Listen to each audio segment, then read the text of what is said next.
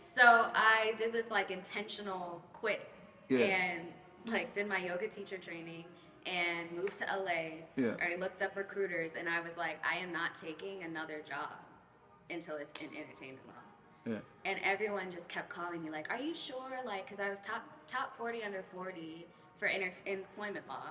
And they're like, but your resume is so good. I was like, I don't care. I was like, you have to understand, like, this is what I'm going to do. Yeah, for sure. And then it was like I interviewed for this job with Billboard Top 100 lawyer Richard S. Bush. He did the Blurred Lines case. He represented the Marvin Gaye family and won huge, as everybody knows, and changed the trajectory of copyright law. For sure. So I get this like dream interview. And we go in, it wasn't even like that big of an interview. We sat at like this little table in like a common shared office space. And he's just like staring at me, asked me like 2 questions and was like, okay, and then left. And then I found out like 3 weeks later they had hired somebody else. And I was like, bummer, you know, like, man, that really sucks.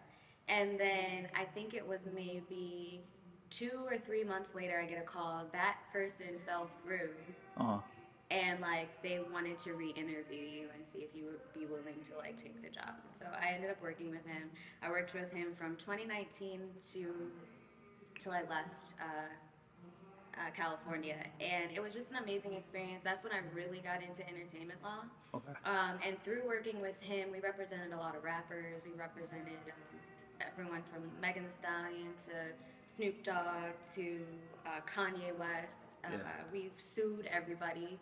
I mean, we sued one of my favorite cases after I left, or right before I left, was Travis Scott for Sicko Mode. We sued him, and I got to go up against like all of the big names in LA for music and defense work, and so I just got to really learn the music industry. And through that, I learned that there's this sub-cohort, which we call Black Hollywood, and a lot of the rappers that we represented were living in Atlanta. They would have lawyers and agents or managers in Atlanta or in LA, but they lived and had their home base in Atlanta.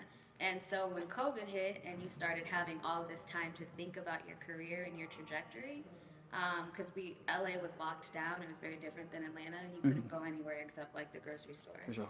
And so I decided that Atlanta was going to be a good place to kind of expand to. So I actually started visiting. I made a couple of friends here and eventually kind of migrated here. And so I'm here now specifically to advance my career. Basically, I opened my own law firm once I got here, so I still practice out of LA but virtually. And LA doesn't have reciprocity in terms of the bar exam with any other state, so I am prepping to take the bar exam here in Georgia. Like I said, like pursuing your desires is always interesting where it takes you. You know, for just trying, giving the effort, having the audacity to try something that you really believe you could be good at, and following through with it, regardless of other job offers that you know you can get, but I'm just not going to take these because I want this job. So what is the overall goal for you as a person? So that's twofold. I'll give you both personally and career-wise, because they kind of, in my mind, they go hand in hand. So for me personally, I like to view myself as an educator and a healer. Yeah, for sure. So because of that and my upbringing, my ultimate goal, I think, out of life is to educate and advance my people. Yeah, for sure. And so the music industry is egregious, but, you know, across the board, African American people tend to be taken advantage of, or Black people tend to be taken advantage of in terms of business a lot because of a lack of knowledge or understanding or experience. I've had the luxury and the gift of working along some of the highest profile white male entertainment attorneys and business attorneys in the industry. And I quietly learned a lot.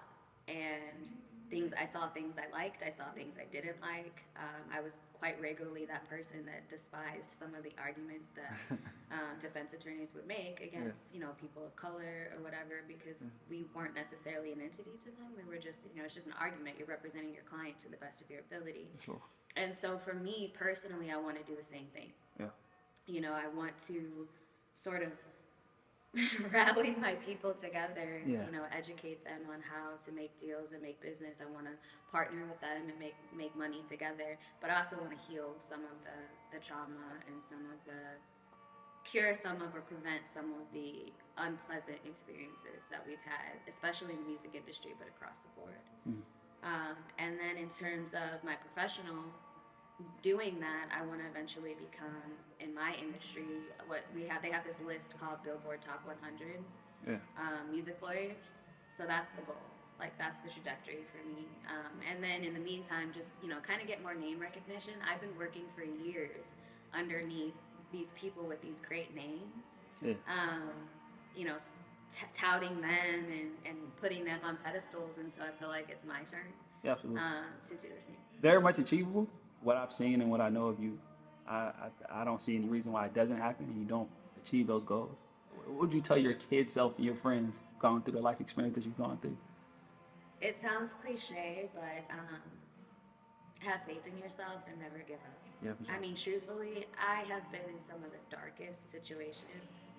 In college, I was homeless, which nobody knows. Yeah. And you wouldn't know by looking at me. But when my mom got sick, she couldn't pay my tuition anymore in student housing. So I got kicked out of student housing because there was nobody to pay the bill, and I hadn't gotten those jobs I was referring to yet to help pay for it. Yeah. And so literally moved all of my stuff on the public bus in Hawaii to one of my friend's house, storage. Yeah. And then was literally between going to work and going to school, sometimes I slept on the beach, or eventually I ended up living with one of my friends. But it's a story not many people know. I don't talk about it much, and my parents don't even know, actually, so they will. I got an exclusive. Oh, man, you gave me exclusive. I appreciate you. You got an exclusive today. They will. But my parents worked really hard, so I wanted to present to them that I wasn't struggling, and there was also a little bit of personal stuff in there. Like, I had this vision at that time that I was going to go to Harvard Law School and all this stuff, and I was like, how do I explain a gap, of school in my resume? I can't leave now, so I was working really hard to stay at school, and so those were sort of the things and the consequences that happened. But I tell that story because you're always going to have hard times. You're going to have people trying to destroy you. For sure. You're going to have people who view life as just business and who will, are opportunists and will throw you under the bus for their own advancement. If you can't survive those situations, you're never going to make it. And so never give up and trust in your gut that you're going to be able to make it through whatever comes your way. And I think for me, the greatest award or the greatest acknowledgement of that for me was when my mom told me, I don't remember what it was that happened. It was maybe some obstacle I had in my first legal job. And when I got my first legal job, I was so afraid to fail because it was the one thing I wanted and I had worked so hard to get there. So every minute thing that happened to me was like the end of the world. Yeah, for sure. And I had to learn to get over that. And I remember talking to my mom, probably crying or something, and she said to me, "You are my example." She was like, if anybody can get through things or figure things out, she goes, it's you. I've watched you do it your whole life. And so it's just have that spirit. Sorry, I'm going to cry, so I'm going to move on. And I think that's the beauty of growth. Again, is getting to the point of realization that that you actually conquered something. Sometimes we're climbing and we forget to look how far we've climbed. Exactly. Yeah. And then we look back, we're like, whoa, wow. Okay, cool, all right, great. You know what I'm saying? It's okay to celebrate yourself. It's okay to be effectively revisional about your life and just making sure that you never forget that stuff, because stuff is once you go through something, it's ingrained. It's a part of your story, and I appreciate you for sharing it here first. You know what I'm saying? I got exclusive. Look, I feel like I actually will add to that. Have fun. Something you just said made me think of that. It's I achieved some of the greatest things when I remembered to have fun with what I was doing, and don't get so wrapped up in where you're trying to go. Yeah, for sure. Absolutely. So, what should we be looking for from Ms. Brittney Dobbins going forward? A lot, actually. So I just was added to the Grammy board. Hey, congrats! Thank you. Thank you. It's huge for me. It was my big try last year, networking and making friends and revisiting old friends. There's a saying, somebody told me once, when I was doing my informational interviews way back when I was in college, and I was asking them how they built their client base. They were like, it's the people you already know. So for me, when I wanted to get into the Grammy board and I started doing all this research, it really was the people I already knew. It ended up being a very close friend of mine from high school. We were in gospel choir together and kind of reconnected. And he's now the president of the DC chapter. Wow. And I've just joined. So you'll look for more from that.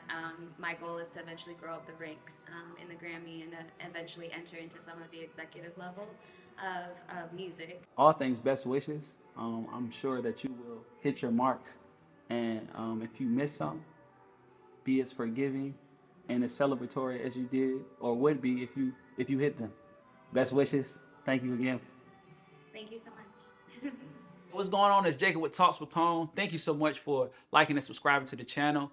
We got new episodes premiering every Friday, so tune in and stay locked in with Talks with Cone. Peace.